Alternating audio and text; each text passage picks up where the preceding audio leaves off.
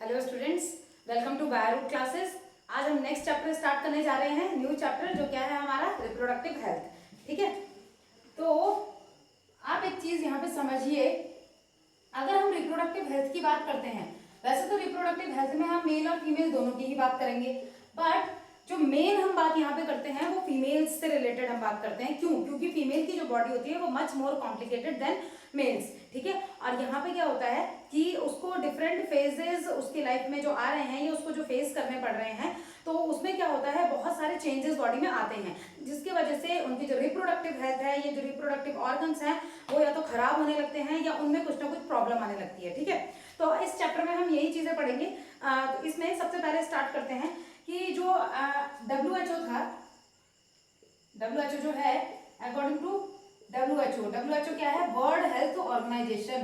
ठीक है, जो क्या करते हैं, हर चीज के बारे में हमें बताते हैं, मतलब हमारी हेल्थ को सही रखने के लिए किसी भी नेशन को बताते हैं। जैसे कोरोना का ही अगर हम बात कर लेते हैं, तो इन्होंने ये पहले बोला था कि N95 मास्क यूज कीजिए, फिर बाद में इन्होंने कहा कि वो इतने ज्यादा अच्छे नहीं साबित हो रहे हैं या कुछ भी। या जैसे अगर हम बात करें कि कोई भी पोलियो वैक्सीन आपको फ्री में, जब आप छोटे थे तो आपको फ्री में ओरल ड्रॉप्स जो दी जाती थी, तो वो इंडियन गवर्नमेंट देती थी, लेकिन कहाँ से उनको खरीदा जाता था? WHO वो प्रोवाइड करवाता है at very low price to the government of different nation, and then it is the responsibility of government to distribute this vaccine to the individuals of that nation। ठीक है, तो यहाँ जितनी भी ऐसी चीजें, जैसे आप कोई भी और, जैसे आपने रुबेला वैक्सीन, अभी मिसल रुबेला की बच्चों में स्कूल्स वगैरह में भी वैक्सीन लगी थी जो तो ये क्यों, ये कैसे होता है? ये सारे के सारे WHO प्रोवाइड करवाता है। ठीक है, तो यहाँ पे WHO मतलब आप ये कह सकते हैं कि हेल्थ के मामले में ये एक सुप्रीम पावर है, जिसने जो कह दिया वो सारे नेशंस को मानना पड़ेगा अगर उनको अपनी हेल्थ सही रखनी है। ठीक है, तो WHO के अकॉर्डिंग क्या था, the total well-being in all aspect of reproduction। ठीक है, मतलब रिप्रोडक्टिव हेल्थ हम क्या कहेंगे, तो WHO का ये कहना था कि जो टोटल वेलबींग होते हैं हर मामले में, किस मामले में, मतलब रिप्रोडक्शन से रिलेटेड कोई भी अगर चीज है तो उसमें आप रिप्रोडक्टिव फिटनेस कब कहेंगे? जब टोटल वेलबींग होगा। कहाँ? रिप्रोडक्शन के केस में टोटल वेलबींग होगा।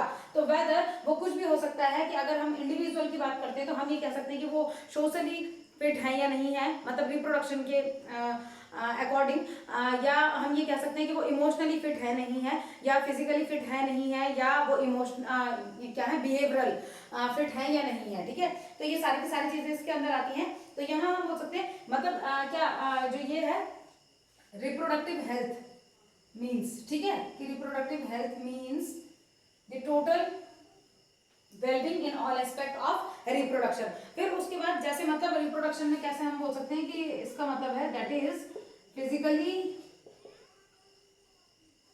Then emotionally, behaviourally and socially.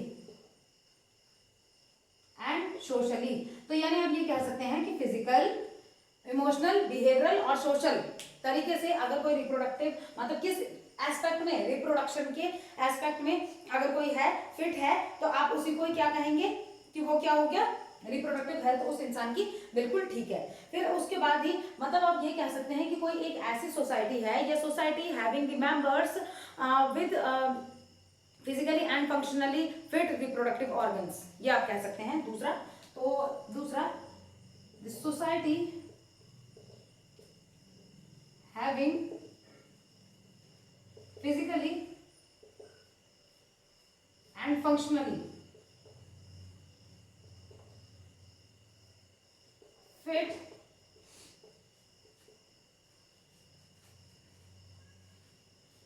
reproductive organs having individuals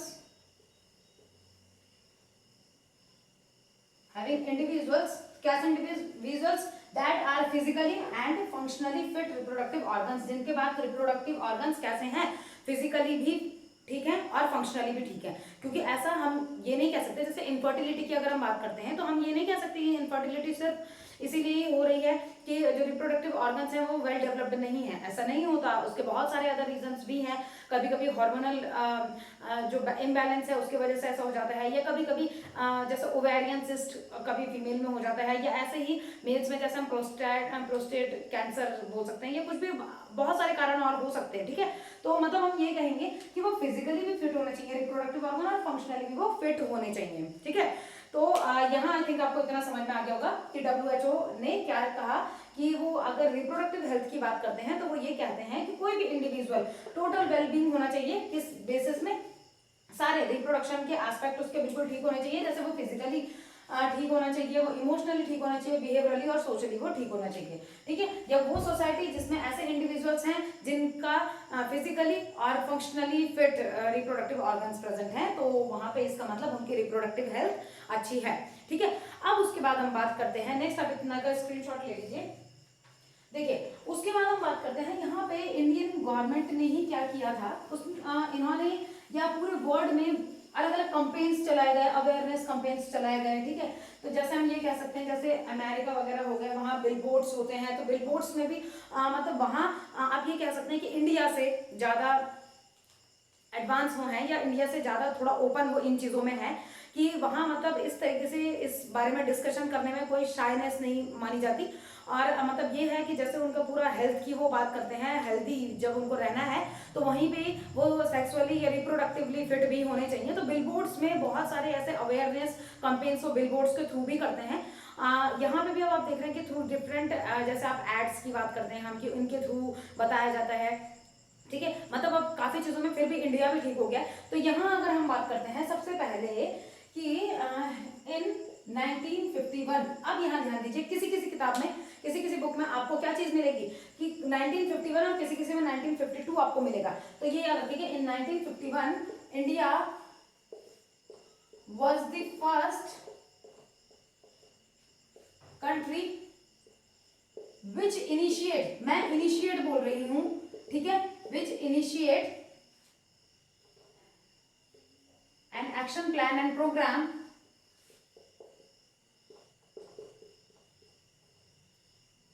at national level। National level पे इन्होंने क्या किया था? National level to increase the reproductive health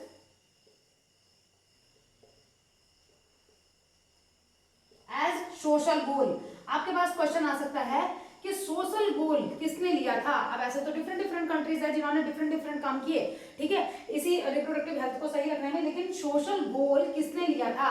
ठीक है, कि सोसाइटी के वेलफेयर का गोल लेकर कौन चला था सबसे पहले? तो इंडिया ने सबसे पहले क्या किया था? फर्स्ट कंट्री है जिन्होंने क्या किया था? Initiate programmes at national level to increase reproductive health. ठीक है, तो ऐसे प्रोग्राम्स को क्या कहा गया? Called family planning. ठीक है, तो इसको फैमिली प्लानिंग कहा गया। अब मैं आपको एक चीज बताती हूँ, कहीं कहीं आपको बुक्स में ये दिखेगा कि फैमिली प्लानिंग जो प्रोग्राम था वो कब लॉन्च किया गया है? 1952। ठीक है, तो 1952 में लॉन्च हुआ था, इनिशिएट हो गया था 1951 में। लेकिन अगर आपके पास 1951 या 52 में से कोई एक आता है ऑप्शन में, तो आप उसे ही टिक करेंगे। ठीक है, तो ये याद रखिएगा। एनसीईआरटी के अकॉर्डिंग मैं आपको बता दूं, एनसीईआरटी के अकॉर्डिंग 1951 है। ठीक है, तो उसमें सिर्फ उन्होंने लॉन्च नहीं लिखा, उन्होंने ये लिखा है कि इन्होंने इनिशिएट किया था, ये प्रोग्राम उन्होंने इनिशिएट किया था। ठीक है, अब इसके बाद कुछ चीजें जो एनसीईआरटी नहीं बताती वो मैं आपको बताऊंगी, तो वो क्या है? तो पहले आप इतने का स्क्रीनशॉट आप ले लीजिए, उसके बाद फिर बात करते हैं आगे। देखिए, इसके बाद ये जनरेट होना शुरू होना ही था कि इसके बाद फिर डिफरेंट डिफरेंट चीजें आई। ठीक है, तो 1977 में 1977 में, वैसे 1970 और 1980 में स्लोगन्स आए थे, 2 स्लोगन्स दिए गए थे। उन स्लोगन्स को मैं आपको बताऊंगी, या पहले रुकिए मैं आपको पहले ये बता देती हूँ कि इसका जो फैमिली प्लानिंग है इसका ऑब्जेक्टिव क्या है। ठीक है, ऑब्जेक्टिव्स या goals of family planning programme. ठीक है, मैं सिर्फ फैमिली प्लानिंग लिख ले रही हूँ कि इसका क्या ऑब्जेक्टिव है। कुछ ऑब्जेक्टिव लेकर तो ये चले ही होंगे। ठीक है, तो वो मेन ऑब्जेक्टिव्स क्या थे? तो देखिए, वैसे तो बहुत सारे थे ऑब्जेक्टिव्स, बहुत सारे थे, मैं आपको मेन ऑब्जेक्टिव्स बताती हूँ। तो यहाँ सबसे पहले तो ये था टू अवॉइड अनवांटेड बर्थ, ठीक है।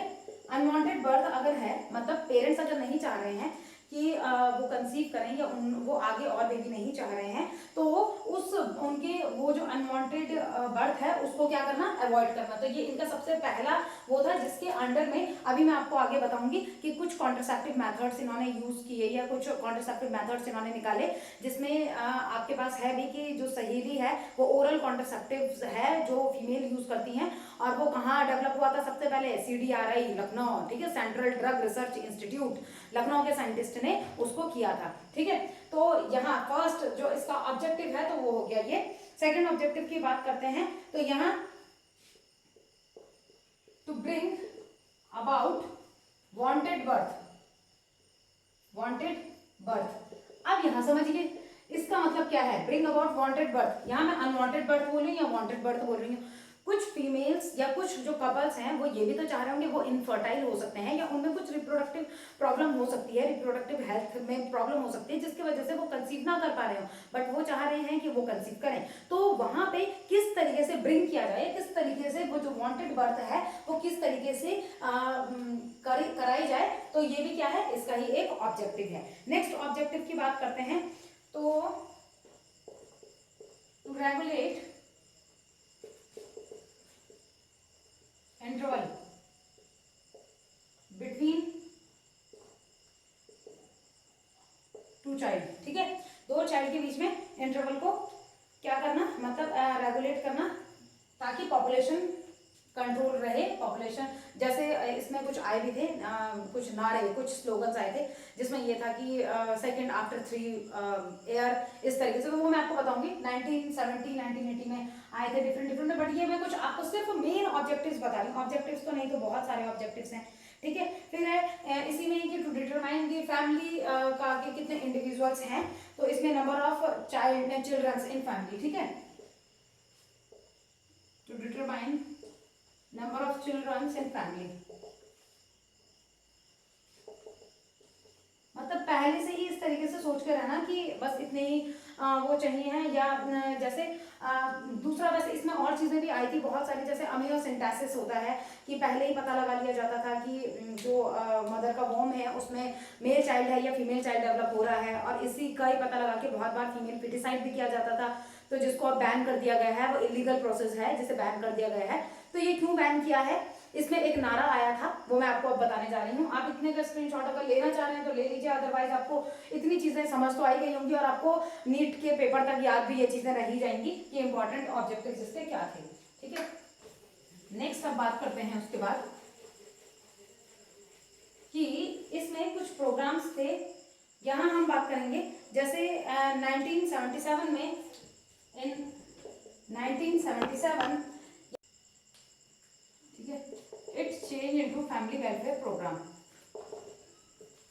फैमिली वेलफेयर प्रोग्राम, ठीक है।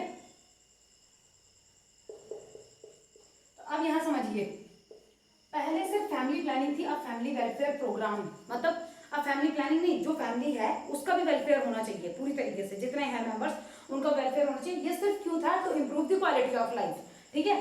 तो यहाँ to improve the quality of life, life की क्वालिटी को बढ़ाने के लिए ये काम किया गया। क्यों किया गया, क्योंकि देखिए यहाँ पे क्या है, जैसे हम बोलते हैं स्मॉल फैमिली है, तो स्मॉल फैमिली के कुछ नॉर्म्स होने चाहिए। ये स्मॉल फैमिली में हमें पता है कि वहाँ पे जो पेरेंट्स हैं वो अपने बच्चों को ज़्यादा अच्छी फैसिलिटीज़ दे सकते हैं, बच्चों को ज़्यादा अच्छा पढ़ा लिखा सकते हैं, उसके बाद बच्चों की अच्छी जॉब या अच्छे कोर्सेज उनको करवा सकते हैं, ठीक है। तो सारी चीज़ों में मतलब ये चीज़ें ठीक ही हैं, वो माइल न्यूट्रिशन के शिकार नहीं होंगे, उनको खाना पीना अच्छा मिलेगा, ठीक है, ये सब कुछ। तो यहाँ पे क्या किया था, सिर्फ to improve the quality of life, life को की क्वालिटी को इम्प्रूव करने के लिए फैमिली प्लानिंग जो थी उसको क्या किया 1977 में उसको चेंज कर दिया गया फैमिली वेलफेयर प्रोग्राम में, ठीक है। अब हम बात करते हैं स्मॉल फैमिली नॉर्म्स। देखिए राइटिंग थोड़ा अच्छी नहीं हो पाती है क्योंकि मेरे को जल्दी जल्दी करना होता है। इसमें हम बात करते हैं इन 1970 स्लोगन वाज 1970 का जो स्लोगन था ये याद रखिएगा, 2 या 3 बस, मतलब या तो 2 चाइल्ड या 3 चाइल्ड, ठीक है, ये था। फिर 1980 का जो स्लोगन बना वो था सन और डॉटर, ठीक है, टू विल डू, दोनों कर सकते हैं, सन होना चाहिए या डॉटर होनी चाहिए, ठीक है। 1980 तक ये चीज आई कि दोनों में से मतलब कुछ भी ये कर सकते हैं। और दूसरा इसी में ही जो आया था, सेकेंड आफ्टर 3 ईयर्स, यानी फर्स्ट डिलीवरी जो है उसके 3 ईयर के बाद ही सेकेंड चाइल्ड के बारे में पेरेंट्स को सोचना चाहिए, ठीक है, उससे पहले नहीं। क्योंकि क्या होता है, मदर की रिप्रोडक्टिव हेल्थ इससे बिगड़ती है, ठीक है। तो मदर की रिप्रोडक्टिव हेल्थ बिगड़ेगी और साथ ही साथ क्या होता है कि जो बेबी होगा तो वो फिजिकली मेंटली वीक हो सकता है, वो बहुत ज्यादा तेज नहीं हो, मतलब ये जरूरी नहीं है कि ऐसा हो, बट चांसेस ज्यादा ये होते हैं। तो इसीलिए ये कुछ क्या किए गए, इन्होंने कुछ स्लोगन्स दिए ये। उसके बाद इसी को ही इम्प्रूव किया गया, तो इम्प्रूव करके इसको क्या किया गया था, RCH यानी reproductive and child health programme इसको बनाया गया, ठीक है। तो आप इतने का स्क्रीनशॉट ले लीजिए, ये चीज याद रखिएगा कि फैमिली प्लानिंग को 1977 में फैमिली वेलफेयर प्रोग्राम बनाया गया, ठीक है, सिर्फ क्वालिटी, लाइफ की क्वालिटी को बढ़ाने के लिए फैमिली नॉर्म्स के अकॉर्डिंग, मतलब स्मॉल फैमिली के जो नॉर्म्स थे उनके लिए स्लोगन्स दिए गए। वो 1970 में भी दे दिया गया था, 2 या 3 बस। उसके बाद दिया गया था 1980 में दिया गया था सन या डॉटर में से कोई भी दोनों को दोनों कर सकते हैं। और सेकंड आफ्टर 3 ईयर कि सेकंड चाइल्ड देखना है 3 ईयर के बाद। या आपने ये भी सुना होगा हम दो हमारे दो, इस तरीके से, ठीक है। तो ये सारे के सारे आए थे, बीच में स्लोगन्स आए थे ये सब के सब, ठीक है। तो आप इतने का स्क्रीनशॉट ले लीजिए। नेक्स्ट उसके बाद बात करते हैं कि इम्प्रूव्ड जो प्रोग्राम थे, वो इम्प्रूव्ड प्रोग्राम कौन कौन से होंगे।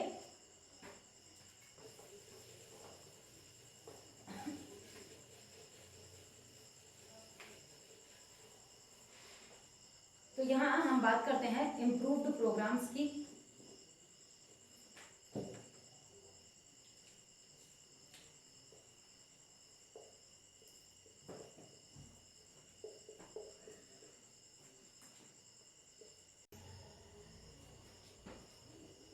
इम्प्रूव्ड प्रोग्राम क्या था, RCH यानी reproductive child health care, reproductive and child health care programme, ठीक है। ये प्रोग्राम चलाया गया। उसके बाद मतलब अब यहाँ ये देखा गया कि अब चाइल्ड के बारे में भी सोचना है, ठीक है। तो अब यहाँ क्या किया गया, तो इसमें मतलब ये RCH जो है reproductive and child health care programme चलाया गया। तो अब यहाँ क्या है कि क्रिएट अवेयरनेस, इनका जो गोल था, क्रिएट अवेयरनेस थ्रू, किस किस के थ्रू इन्होंने अवेयरनेस कैंपेन जनरेट किए, through audio visual aids. Audio visual aids, audio visual aids में क्या चीज आएंगी, जैसे टीवी हो गया, ठीक है, प्रोजेक्टर हो गया, मतलब कोई भी ऐसी चीजें ऑडियो विजुअल में आते हैं जिनको हम देख भी सकते हैं और जिनको हम सुन भी सकते हैं। ऑडियो सुनना और विजुअल देखना, तो जिनमें हम एक ही टाइम पे, जैसे थ्रू वीडियोस, प्रोजेक्टर वीडियोस आप कर सकते हैं, ठीक है, कि आप उसी टाइम पे सुन भी रहे हैं और देख भी रहे हैं। तो इसके थ्रू इन्होंने अवेयरनेस कैंपेन जनरेट किए, ठीक है। नेक्स्ट इन्होंने किस किस और चीजों के, तो प्रिंट मीडिया के थ्रू इन्होंने जनरेट किया। तो जैसे मैं आपको, जैसे आपके पास टीवी में एड्स आते हैं ना, तो वो ऑडियो विजुअल एड ही तो है, तो वो हो गया, ठीक है। प्रिंट मीडिया के थ्रू के जैसे न्यूज़पेपर्स वगैरह में जनरल्स, आर्टिकल्स, ठीक है, जितने भी ये छपते हैं। Through government and non government organisation, non government organisation means NGOs, ठीक है। तो NGO भी क्या करते हैं, बहुत सारे NGOs होते हैं जो क्या करते हैं, जैसे नुक्कड़ नाटक करते हैं। जैसे बहुत रिमोट एरियाज जो हैं, जैसे इंडिया में भी बहुत जगह ऐसी हैं जहाँ बहुत रिमोट एरियाज हैं, तो वहाँ पे क्या होता है, नुक्कड़ नाटक की प्रस्तुति से या नुक्कड़ नाटक क्रिएट करके बच्चों को, जो पेरेंट्स होते हैं या जो रिप्रोडक्टिव एज वाले जो इंडिविजुअल्स होते हैं, उनको क्या किया जाता है, उनको अवेयर किया जाता है। क्योंकि वहाँ पे बहुत जगह में ये है कि टीवी में भी नेटवर्क वगैरह नहीं आते हैं, ठीक है। तो वहाँ पे क्या है, तो लोगों को पता नहीं होता इन सब चीज़ों के बारे में। इसीलिए कुछ नॉन गवर्नमेंट ऑर्गेनाइजेशन या गवर्नमेंट एजेंसीज भी कुछ हैं जो क्या करती है, इस तरीके से नुक्कड़ नाटक टाइप के बनाती हैं, या कठपुतली के जो शोज होते हैं, इनके थ्रू क्या करती हैं, रिप्रोडक्टिव अवेयरनेस क्रिएट करने की कोशिश करती हैं, ठीक है। तो आप इतने का स्क्रीनशॉट लेंगे, ये याद रखिएगा कि जो फैमिली प्लानिंग थी उसका ही इम्प्रूव्ड प्रोग्राम है RCH यानी reproductive and child health care programme, ठीक है, कि अब चाइल्ड हेल्थ केयर यानी पोस्ट नेटल की बर्थ के बाद चाइल्ड की भी किस तरीके से केयर की जानी चाहिए। जैसे टीकाकरण होता है, डीपीटी के टीके लगते हैं, फिर जब बेबी हो जाएगा तो उसके बाद पोलियो ड्रॉप पिलानी है, एंड ये जितनी भी चीजें होती हैं सब इसके अंदर आती हैं, इम्यूनाइजेशन, वैक्सीनेशन सारी इसी के अंदर आती है। ठीक है, क्रिएट, इनका गोल क्या था, क्रिएट अवेयरनेस थ्रू, इन सारी चीजों के थ्रू अवेयरनेस क्रिएट करनी है कि मदर की रिप्रोडक्टिव हेल्थ भी किस तरीके से अच्छी रखी जाए और बेबी को भी किस तरीके से सही रखा जाए आफ्टर बर्थ, या जिस टाइम पे वो मदर की वॉर्म में है उस टाइम पे भी।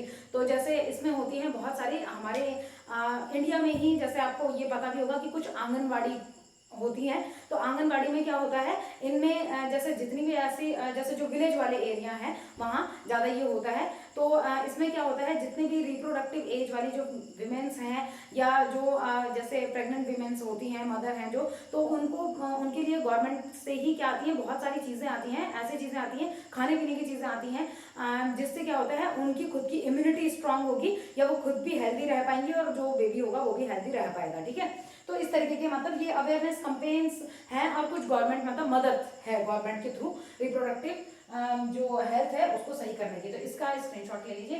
नेक्स्ट बात करते हैं, इसके बाद बात करेंगे कि कौन सी ऐसी चीजें हैं जिनसे हम क्या कर सकते हैं। जो देखिए यहां हम बात करेंगे कि which leads to reproductive health, which leads to reproductive health. ठीक है, तो ये एक मैंने एक आप वो समझ सकते हैं कि हेडिंग टाइप्स आप समझ सकते हैं कि कौन कौन सी ऐसी चीजें हैं जिनसे क्या हो सकता है, या reproductive healthy life, reproductively healthy life, reproduction की जो हेल्थ है उसकी लाइफ को किस तरीके से या कैसे कौन कौन सी चीजें हैं जो उसको इम्प्रूव कर सकती हैं। तो सबसे पहले तो है introduction of sex education in school, introduction of sex education in school. तो जो ये चैप्टर आपने पहले पढ़े हैं इन स्कूल, ठीक है, आपने देखा होगा ये क्लास 8th में भी है बच्चों के पास, ये क्लास 10th में भी है, ये क्लास 12th में भी है, और उसके बाद आप भी इसको पढ़ रहे हैं। तो ये क्यों, मतलब क्लास 8th में भी जैसे है तो क्यों उसको डाला गया है उसमें, तो उसे इसीलिए डाला गया है ताकि, क्योंकि वो एडोलसेंस एज होती है, तो वहीं से ही बच्चे को सारी चीजों के बारे में पता चल जाए और किस तरीके से उसको हाइजीनिक प्रैक्टिसेस अपनानी है वो सब उसको पता चल जाए। ठीक है, तो इसीलिए क्या किया गया है इसको, कहाँ स्कूल का जो सिलेबस है उसमें इसको ऐड किया गया है। ठीक है, तो फर्स्ट तो आपका ये हो जाता है। सेकंड अगर हम बात करते हैं तो proper information about reproductive organ, proper information about reproductive organ, reproductive organ के बारे में प्रॉपर इंफॉर्मेशन होनी चाहिए। ठीक है, तभी क्या होगा, रिप्रोडक्टिव हेल्थ जो है लाइफ की वो सही रह पाएगी। ठीक है, या सेफ हाइजीनिक प्रैक्टिसेस को अपनाना। ठीक है, तो ये करना सेल्फ हाइजीनिक प्रैक्टिसेस में मतलब हम किस किस चीजों को लेंगे, तो यहाँ हम ले सकते हैं जो हेल्दी लाइफ को क्या करेगी, सही करेगी। तो आप ये भी बोल सकते हैं सेल्फ हाइजीनिक सेक्सुअल प्रैक्टिसेस बोल सकते हैं आप कि इसके थ्रू, तो इन सारी चीजों के थ्रू क्या होगा, एक रिप्रोडक्टिवली हेल्दी लाइफ होगी। और इसके साथ ही साथ हम क्या कर सकते हैं, जैसे जो फर्टाइल कपल्स हैं, अवेयर फर्टाइल कपल्स, या ऐसे कपल्स जो क्या है मैरिजेबल एज के हैं, तो उसको आप खुद ही लिख लीजिएगा कि मैरिजेबल एज के हैं बट उनकी शादी नहीं हुई है। ठीक है, तो उनको अवेयर करना है about various contraceptive methods, methods के बारे में उनको बताना कि क्या कौन कौन से मेथड्स होते हैं जिनसे वो चाइल्ड के बीच में क्या रख सकते हैं, गैप रख सकते हैं। और इसके साथ ही साथ एसटीडीज यानी सेक्सुअली ट्रांसमिटेड डिजीज जो हम आगे करेंगे ही, उसके बारे में, एड्स के बारे में। ठीक है, तो इन सब चीजों के बारे में इनको क्या करना, अवेयर करना। तो इन सब चीजों से ही क्या होगा, जो हमारी रिप्रोडक्टिवली हेल्दी लाइफ हमारी बन पाएगी। ठीक है, तो ये चीजें एक ही दिन में नहीं होती हैं, धीरे धीरे करके होंगी। इसके साथ ही साथ यहाँ पे जैसे हम इतने का आप स्क्रीनशॉट ले लीजिए, इसमें आप खुद ही लिख लीजिएगा कि जो कैसे केयर ऑफ प्रेग्नेंट मदर्स की केयर करना, जो 5th पॉइंट है आपका।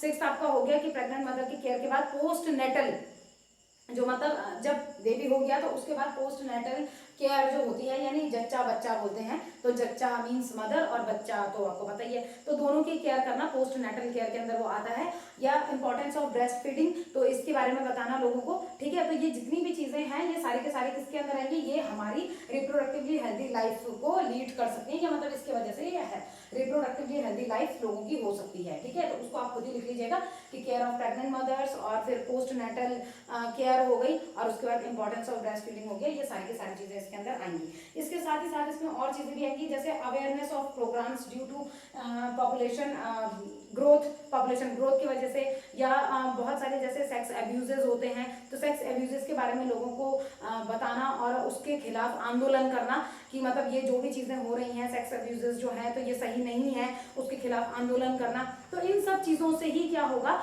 रिप्रोडक्टिव हेल्थ भी सुधर पाएगी, और क्या होगा मतलब कोई भी जो मतलब इस तरीके से कोई भी डर जो है वो डर भी खत्म हो पाएगा, ठीक है। तो इतने का आप स्क्रीनशॉट ले लीजिए। उसके बाद नेक्स्ट बात करते हैं एसेंशियल रिक्वायरमेंट जो रिप्रोडक्टिवली हेल्दी सोसाइटी बनाने के लिए है, वो क्या क्या है, ठीक है।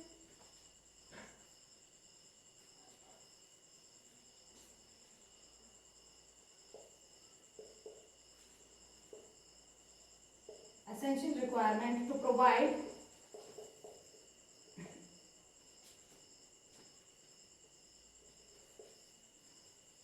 medicinally या मेडिकल असिस्टेंस, ठीक है। मेडिकल असिस्टेंस कि गवर्नमेंट जो हमको दे रही है, मतलब जो भी असिस्टेंस हमको मिल रहे हैं, कैसे मेडिकल असिस्टेंस मिल रहे हैं, ये जो हमको केयर मिल रही है, क्यों मिल रही है, टू रिप्रोडक्शन रिलेटेड प्रॉब्लम्स, ठीक है। तो assistance and care to reproduction related problem. अब पहले तो ये बताइए रिप्रोडक्शन रिलेटेड प्रॉब्लम क्या होती है, सोचिए रिप्रोडक्शन रिलेटेड प्रॉब्लम्स क्या होंगी, ठीक है।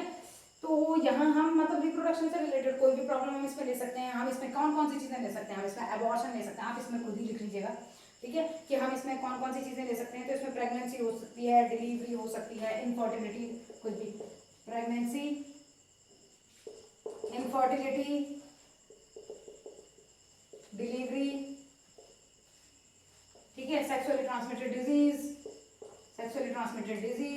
ठीक है। तो ऐसे कोई भी चीजें हो सकती हैं इसमें। अब इसमें मैं आपको प्रेगनेंसी में बताऊंगी, कुछ इक्टोपिक प्रेगनेंसीज होती हैं, आगे करेंगे उनको। इक्टोपिक प्रेगनेंसी क्या है, मैंने आपको थोड़ा पहले भी बताया था, वैसे कि फर्स्ट जो ह्यूमन रिप्रोडक्शन वाला चैप्टर जब हमने किया था तो हमने उसको भी किया था, पता नहीं कितने बच्चों को याद है कितनों को नहीं है, ठीक है। तो यहाँ हम और भी जैसे कॉन्ट्रासेप्टिव मेथड्स के बारे में, कॉन्ट्रासेप्शन, कभी कभी क्या होता है कि कुछ कॉन्ट्रासेप्शन मेथड्स यूज करने पे लोगों को किसी को एलर्जी हो जाती है या कुछ अदर प्रॉब्लम्स होने लगती हैं, तो उन सब के बारे में मेडिकल असिस्टेंस जो है या केयर दी जाती है, मतलब उनको डॉक्टर के पास जाना है, फिर डॉक्टर उन्हें क्या क्या कहेंगे या जो भी दवाई वगैरह देंगे वो सब कुछ। तो इसके लिए क्या क्या रिक्वायरमेंट्स हैं, तो ये तो मैंने आपको ये बताया कि रिप्रोडक्शन रिलेटेड प्रॉब्लम्स हैं ये सारी की सारी, ठीक है। ये हो गई, एबॉर्शन हो गई, इसमें एबॉर्शन भी कर सकते हैं, मेंस्ट्रुअल प्रॉब्लम आप कर सकते हैं, ठीक है। तो इसमें खुद ही abortion, menstrual related problem,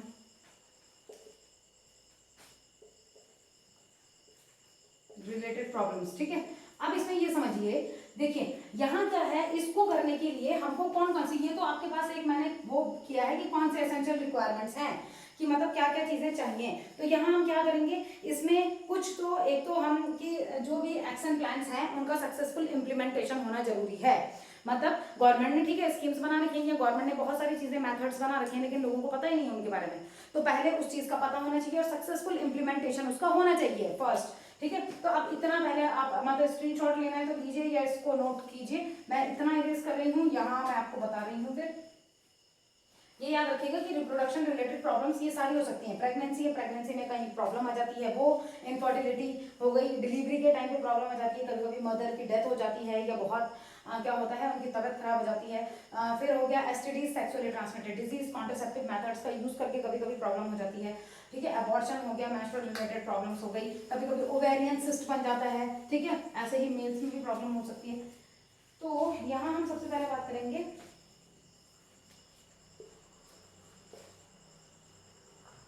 successful implementation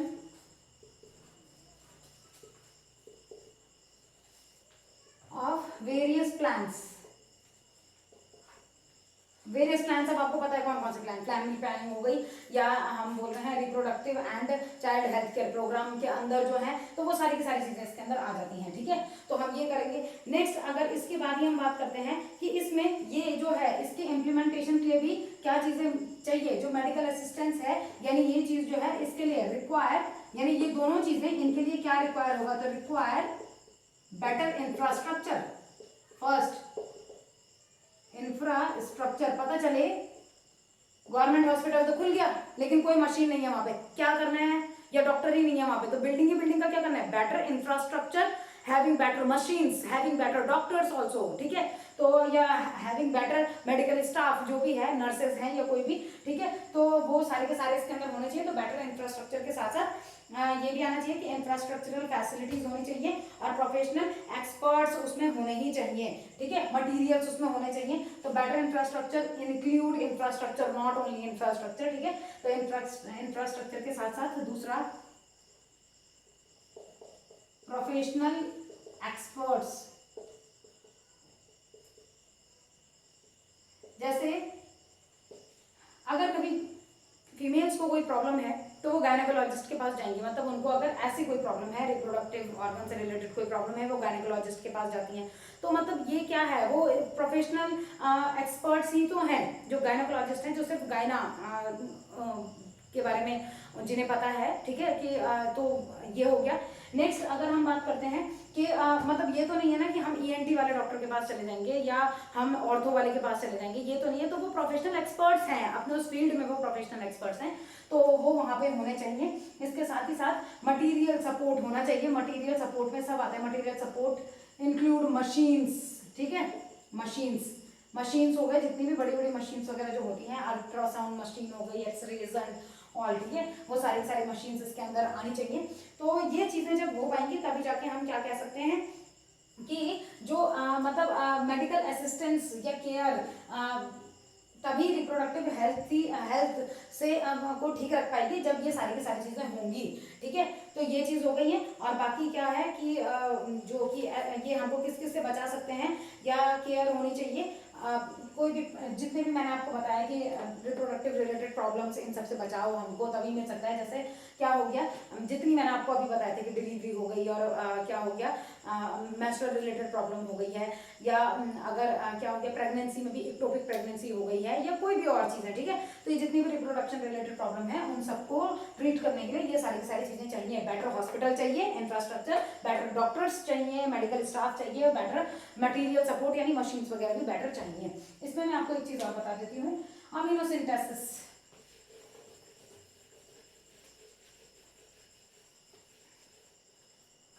ठीक है, अमीनोसिंथेसिस का आप सुन ही लीजिए। देखिए मैं अभी आपको आगे भी क्योंकि ये बताने वाली हूँ, अमीनोसिंथेसिस में क्या होगा। यहाँ हम ये बोलते हैं कि जैसे मैंने आपको बताया था कि ये बेबी है, ठीक है, ये बेबी है, यहाँ मदर की वॉम में ये है, इस तरीके से ये अम्बिलिकल कॉर्ड, प्लेसेंटा ये हो गया। ठीक है, इस तरीके से ये प्लेसेंटा ये। तो मैंने आपको बताया था बेबी के किनारे किनारे क्या होता है, एमिनियन फ्लूइड पाया जाता है। इस एमिनियन फ्लूइड से क्रोमोसोम्स निकाले जाते हैं और उन क्रोमोसोम्स की टेस्टिंग की जाती है to determine sex of the baby of the child, sex of the foetus. ठीक है, यानी मेल है या फीमेल है, क्योंकि फीमेल होंगी तो XX क्रोमोसोम मिलेंगे, यहाँ मेल है तो XY क्रोमोसोम मिलेगा। अब इस फ्लूइड को निकाला जाता था, क्रोमोसोम्स की स्टडी करके पता लगा दिया जाता था, और अगर फीमेल होती थी तो फीमेल फिटिसाइड करवा दिया जाता था। ठीक है, फीमेल को मरवा दिया जाता था, फीमेल चाइल्ड को वॉम में ही। तो ये चीज क्योंकि गलत है, ये हमें भी पता है गलत है, तो इसको गवर्नमेंट ने क्या किया है, इसे बैन कर दिया गया है। कुछ साल पहले इसको गवर्नमेंट ने बैन कर दिया गया है। तो अगर कोई ऐसा करता है तो ये इलीगल है और उसमें फिर जेल भी होती है। ठीक है, और उसको जुर्माना भी भरना पड़ता है। तो ये सारी की सारी चीजें, डॉक्टर की तो खैर वो भी जाएगा कि मतलब उनका जो डिग्री होगी डिग्री भी जाएगी, और जो उनका नर्सिंग होम है वो भी जाएगा, वो तो होगा ही, लेकिन जो कराने वाले हैं उनको भी जेल होगी। ठीक है, ये चीज़ है। तो वो इसीलिए ताकि लोग डर के रहें और ऐसा गलत काम ना करें। फिर अगर इसी में बात करते हैं कि यहाँ अभी मैं आपको सिर्फ वैसे ही बता देती हूँ, जैसे सेंट्रल ड्रग रिसर्च इंस्टीट्यूट ने सहेली कॉन्ट्रासेप्टिव पिल बनाई है जो फीमेल्स के लिए है, और वो इसीलिए है ताकि क्या कर सके, मतलब to maintain the gap between childs या टू अवॉइड अनवांटेड प्रेगनेंसी, इसके लिए। तो मतलब हमारा इंडिया भी कम नहीं है, इंडिया भी पीछे नहीं है इन सब चीज़ों में, वो भी मतलब रिसर्च फील्ड में इन सब में बहुत अच्छा कर रहा है। और अगर इसी में हम बात करते हैं नेक्स्ट, इनको आप अपनी लैंग्वेज में लिख लीजिएगा प्लीज़। देखिए जैसे कि अगर हम जो ये सारी की सारी चीज़ें अप्लाई कर रहे हैं तो इसके कुछ फायदे तो होंगे। तो फायदे क्या हैं इसके, एक तो क्या हो रहा है, पॉपुलेशन कंट्रोल होगा।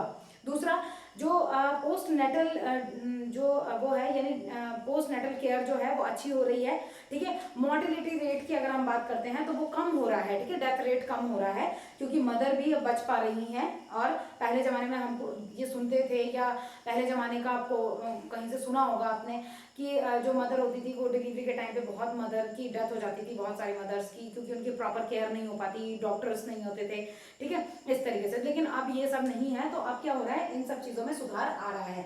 इसके साथ ही साथ अगर हम बात करते हैं कि यहाँ पे जो proper detection and cure for STDs यानी सेक्सुअली ट्रांसमिटेड डिजीज के बारे में पहले से ही पता चल जा रहा है।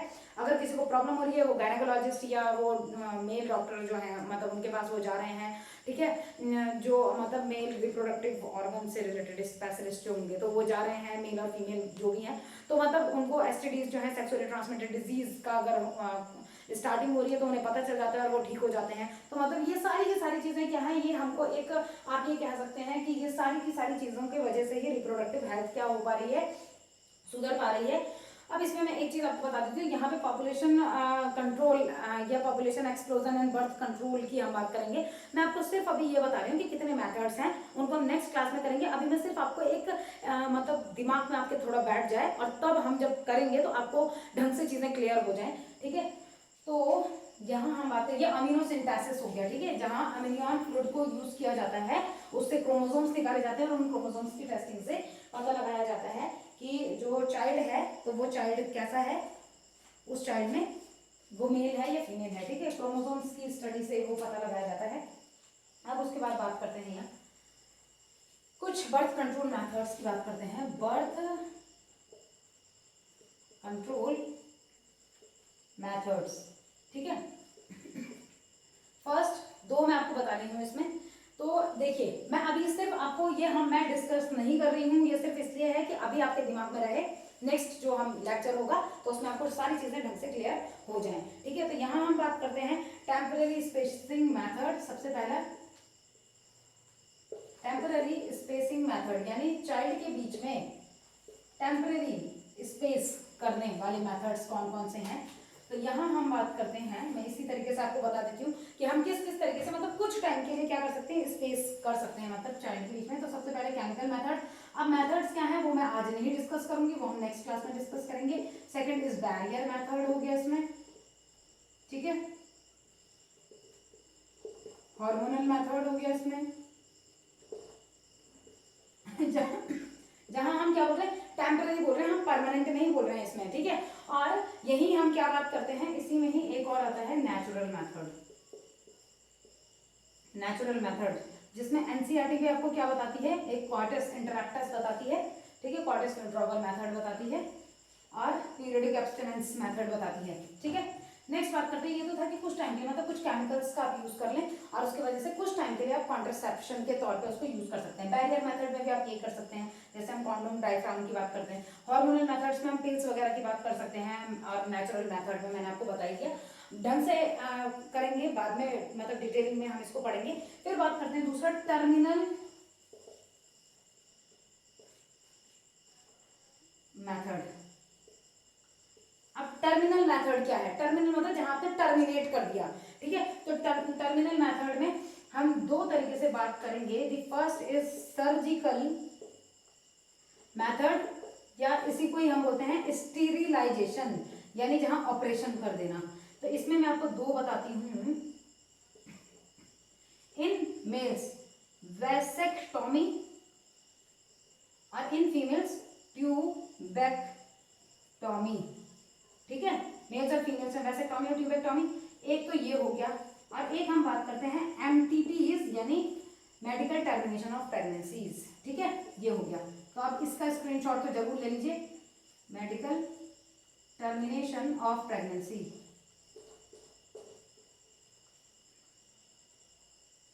जहाँ क्या है, देखिए सर्जिकल या स्टेरिलाइजेशन मेथड में ज़्यादातर जो क्या है पेरेंट्स हैं वो अपनी मर्जी से ही ज़्यादा क्या करते हैं, सर्जिकल मेथड्स के लिए जाते हैं। But medical termination of pregnancy में क्या है कि कहीं पे अगर कोई ऐसे चांसेस हैं जहाँ पे जैसे अनवांटेड चाइल्ड कैसा है कि वो मतलब गलती से, या आप ये कह सकते हैं कि जैसे कोई फीमेल है उसके साथ गलत हुआ है, मतलब रेप वगैरह हुआ है, या हम ये कह सकते हैं कि अगर कोई चाइल्ड है और उसके होने से अगर मदर की हेल्थ को कोई प्रॉब्लम हो सकती है तो डॉक्टर खुद असिस्ट करेंगे कि वो क्या करें, मेडिकली वो क्या करें, टर्मिनेट कर दे प्रेगनेंसी को, ठीक है। लेकिन इसमें अमीनोसिंथेसिस या जो भी मैंने आपको अदर मेथड्स बताया अबॉर्शन के, वो मेथड्स नहीं आएंगे इसमें। जब खुद डॉक्टर किसी डर की वजह से, डर के चलते या रिप्रोडक्टिव हेल्थ को ध्यान में रखते हुए तब अगर सजेस्ट करते हैं तो उसको मेडिकल टर्मिनेशन ऑफ प्रेगनेंसी कहा जाता है, ठीक है। तो ये चीज याद रखिएगा, दो मेथड्स कौन कौन से हैं।